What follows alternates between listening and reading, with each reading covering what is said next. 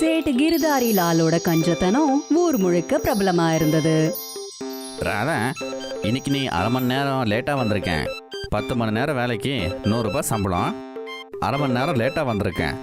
அதனால் இன்னைக்கு உனக்கு கூலி 950 ரூபாய். சரி, நான் கணக்கில் பொலியாக இருப்பேன். நாளைக்கு நேரத்துக்கு வந்துடுறேன், புரியுதா? சரிங்க ஐயா. சேட் கிரிதாரி லால் மத்தவங்க கிட்ட மட்டுமே கிடையாது, தன்னோட குடும்பத்து ஆளுங்க கிட்ட கூட இப்படிதான் கஞ்சத்தனமா இருப்பாரு. இந்த வாட்டி 2 மூட்டை அரிசிய சொல்லிருக்கேன், நீங்க கடைக்காரனுக்கு காசு கொடுத்துருங்க. ஐயோ கடவுளே, 2 மூட்டை அரிசியா? அவ்வளோ அரிசியை வச்சுக்கிட்டு நாம் என்ன பண்ணுறது? அட, என்னோட 2 தம்பிங்க இந்த மாசம் வரப்போறாங்க. அவங்க வயசு பசங்க, நல்லா சாப்பிடுவாங்கல்ல. கிழிஞ்சதுப்பா. நான் கஷ்டப்பட்டு இப்படியெல்லாம் காசு சேர்த்து வச்சுக்கிட்டே இருக்கேன், அதை நீ கொள்ளையடிக்கிற. உங்கள் 2 தம்பி வந்து இங்கே என்ன பண்ண போகிறாங்க? அது காலேஜ்ல விடுமுறை வந்திருக்கான். நிறைய வருஷமா என்ன பார்க்க கூட இல்ல, அதனால நான் தான் அவங்கள இங்க கூப்பிட்டேன். அட, உனக்கு கொஞ்சம் கூட மூளையே இல்லையா? உன்னை அவங்க பார்க்கணும்னா நீயே அவங்க வீட்டுக்கு போ. நான் இப்படி யோசிக்கவே இல்ல. அட, கொஞ்சம் யோசிப்பா. நீ உங்க அம்மா வீட்டுக்கு போனேன்னா உங்க தம்பிங்க இருப்பாங்க, அக்கா தங்கச்சி அம்மா எல்லாம் இருப்பாங்க. ஆமா, நிறைய வருஷமா நான் என் பிறந்த வீட்டுக்கும் போனதில்ல. என்ன யோசிச்சுக்கிட்டே இருக்கேன்? சீக்கிரமா போ, நாளைக்கு உனக்கு நான் டிக்கெட் போடுறேன். சரி. இப்படி கிர்தாரி லால் ஒரு அரிசி மூட்டையோட செலவு கம்மி பண்ணிட்டதால ரொம்ப சந்தோஷப்பட்டாரு. பாவம் அவருக்கு அவரோட மனைவி இப்படி பிறந்த வீட்டுக்கு போறதால எவ்வளவு நஷ்டம் ஏற்பட போகுதுன்னு தெரியாது. சாயந்தரம் நேரம் ரேணுகா நிறைய ஷாப்பிங் பண்ணிட்டு வீட்டுக்கு திரும்ப வந்தா. அட கடவுளே, இதெல்லாம் என்னது? ஷாப்பிங் வேற என்ன? இவ்வளோ ஷாப்பிங்கா? ஆமா, நான் பிறந்த வீட்டுக்கு போறப்போ வெறும் கையோட போக முடியாதுல்ல. உங்களோட மரியாதைய நான் காப்பாத்தணும் வேற. இல்லனா எங்க பிறந்த வீட்டுக்காரங்க ரேணுகாவோட கணவர் ரொம்ப பெரிய கஞ்சன்ட்டு சொல்லுவாங்க. பாரு, எதுவுமே அனுப்பவே இல்லைன்னு சொல்லுவாங்க. ஆனாலுமே உங்க காசை நிறைய சேமிச்சிருக்கேன் தெரியுமா? அது எப்படி? நான் இதை எல்லாத்தையும் சேல்ல வாங்கினேன், 50% டிஸ்கவுண்ட்ல வாங்கினேன். ஐயோ கடவுளே, யாராச்சும் இந்த முட்டாளுக்கு எடுத்து சொல்லுங்க. சேல்ல வாங்கினாலும் வாங்காட்டியும் காசு கொடுக்கணும்ல. அது என்னவோ உண்மைதான். கிர்தாரி லால் அவரோட மனைவிய திட்டிட்டே இருந்தாரு. ஆனா என்ன பிரயோஜனம்? எப்படி இருந்தாலும் அவரோட காசு செலவாயிடுச்சு. எப்படியோ மொத்தத்துல அடுத்த நாள் கிர்தாரி லாலோட மனைவி அவங்களோட பிறந்த வீட்டுக்கு கிளம்பி போனாங்க. அப்பாட, கொஞ்ச நாளைக்கு என்னோட காசு மிச்சமாகும். கொஞ்ச நாள் வர அவரு ரொம்பவே சந்தோஷமா இருந்தாரு. அவரோட வீட்டு மளிகை சாமான் கூட கம்மியா செலவாயிட்டு இருந்தது. அவரு தினமும் பருப்பு சாதத்தை சமைச்சு சாப்பிட்டுட்டு இருந்தாரு. நாம காசை இப்படிதான் சேமிக்கணும். ரேணுகா வீட்டில் இருந்தான்னா அதை வாங்கு, இதை வாங்கு, அந்த காயை வாங்கு, இந்த பழத்தை வாங்குன்னு சொல்லி ஐயோ எவ்வளோ செலவு வைப்பா. கிட்டத்தட்ட 1 மாசத்துக்கு அப்புறம் ரேணுகா திரும்ப வந்தா. அவளை பார்த்ததுமே கிர்தாரி லாலோட மூஞ்சி தொங்கி போயிடுச்சு. இந்த பொருட்கள் எல்லாம் எடுத்துட்டு வாங்க, சரியா?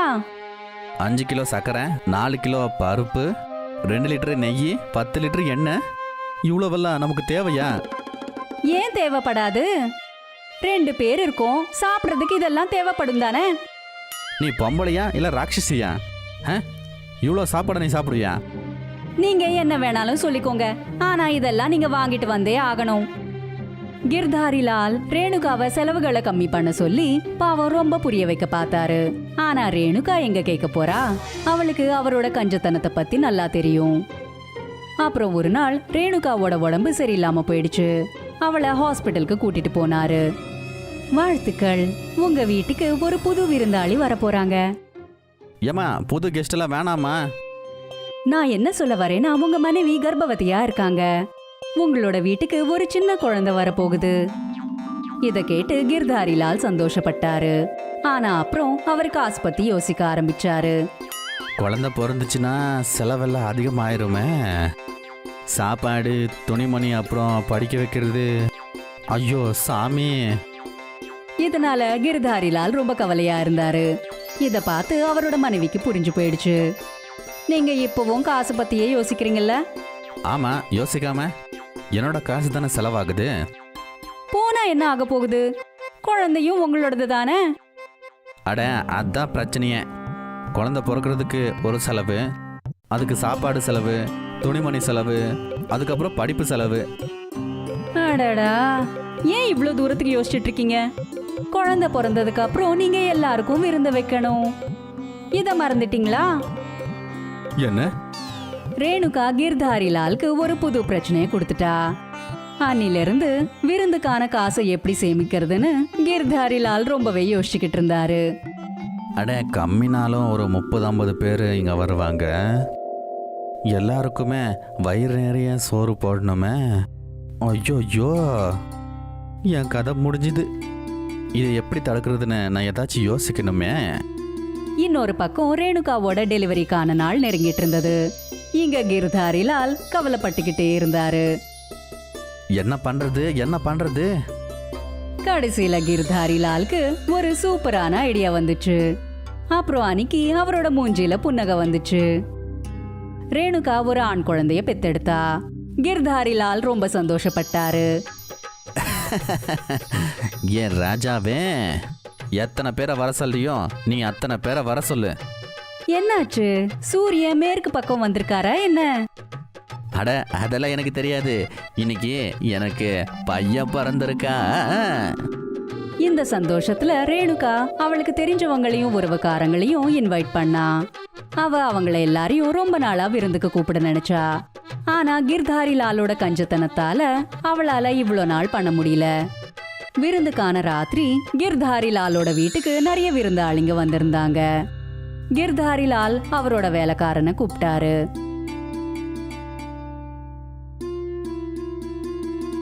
ஷம்பு ஒவ்வொரு விருந்தாளிக்கு முன்னாடி ஒரு பிளேட்டை வச்சான்.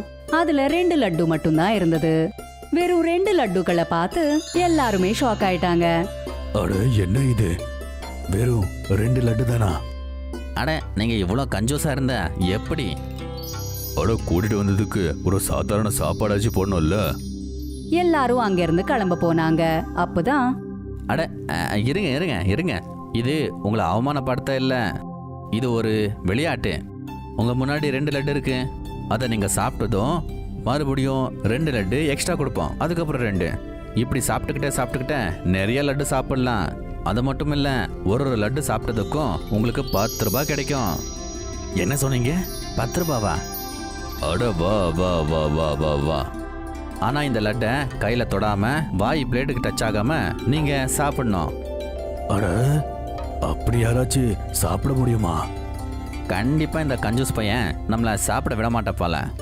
ஆமா, ஏதோ ஒரு பிளான் தான் இவன் பண்ணிக்கிட்டே இருக்கான். சாப்பிடறதுக்காக உட்கார்ந்த எல்லாருமே கிர்தாரிலாலோட கஞ்சத்தனத்தை நல்லா புரிஞ்சுக்கிட்டாங்க. அந்த விருந்தாளிங்கள்ல கணேஷ்ங்கிற ஒரு புத்திசாலி பையனும் இருந்தான். கணேஷ்க்கு ஒரு உபாயம் வந்தது. அவன் ஊர் தலைவர்கிட்ட போய் அவர்கிட்ட அவனோட ஐடியாவை சொன்னான். அப்புறம் கணேஷ் அங்க வந்திருந்த எல்லா விருந்தாளிங்க கிட்டையும் அவனோட ஐடியாவை பகிர்ந்துக்கிட்டான். அதை கேட்டு எல்லாரும் சந்தோஷப்பட்டாங்க. ஆனா கிர்தாரிலால் மட்டும் அங்க நடக்கிற விஷயங்களை பார்த்து எதுவுமே புரியாம நின்னுட்டு இருந்தான். இவங்க என்னதான் யோசிச்சாலும் கூட அவங்களால சாப்பிடவே முடியாது. என் லட்டு அப்படியே தான் இருக்க போகுது. ஆனா அங்க நடந்தது கிர்தாரிலால் நினைச்சதுக்கு தாறுமாறா இருந்தது. ஏன்னா எல்லாருமே அவங்களோட லட்டுவை அவங்க பக்கத்துல இருக்கிறவங்களுக்கு ஊட்டிக்கிட்டு இருந்தாங்க. அட, என்ன இது? எல்லாரும் லட்டுவை சாப்பிட்டுக்கிட்டே இருந்தாங்க. கிர்தாரிலாலோட வேலைக்காரன் அவங்க எல்லாருக்கும் லட்டுவை பரிமாறிக்கிட்டே இருந்தான். நான் 10 லட்டை சாப்பிட்டுட்டேன். 100 ரூபாய் எடுத்துட்டு வாங்க. ஆரியா, நான் 20 லட்டை சாப்பிட்டுட்டேன். இது ரொம்ப நல்லா இருக்கேன். சாப்பாடு போடுறீங்க, காசு கொடுக்குறீங்க. இந்த விளையாட்டை டெய்லி வைங்க. காசை வாங்கிட்டு போங்க. இப்படி அங்க வந்தவங்களுக்கு எல்லாருக்குமே கிர்தாரிலால் காசு கொடுக்க வேண்டியதாயிடுச்சு. தன்னோட சட்டப்பைய காலியா இருக்கிறத பார்த்து, ஐயோ, நானே எனக்கு சூனியத்தை வச்சுக்கிட்டேனே. ஒருவேளை நான் நல்லா சாப்பாடு போட்டிருந்தாலும் கூட என்னோட செலவாச்சு கம்மியாயிருக்கும். இதுக்கு தான் இவ்ளோ கஞ்சத்தனம் நல்லது கிடையாதுன்னு நான் உங்களுக்கு அடிக்கடி சொல்லிட்டு இருப்பேன். ஆனா நீங்க என் பேச்ச கேட்டாதானே. இப்போ கிர்தாரிலால் தன்னோட தலைய புடிச்சுக்கிட்டு உக்காந்துட்டு இருந்தான். பாவம், இது தவிர வேற என்ன பண்ண முடியும்? ஏன்னா எல்லா விருந்தாளிங்களுக்கும் காசு கொடுக்க வேண்டியதாயிடுச்சு.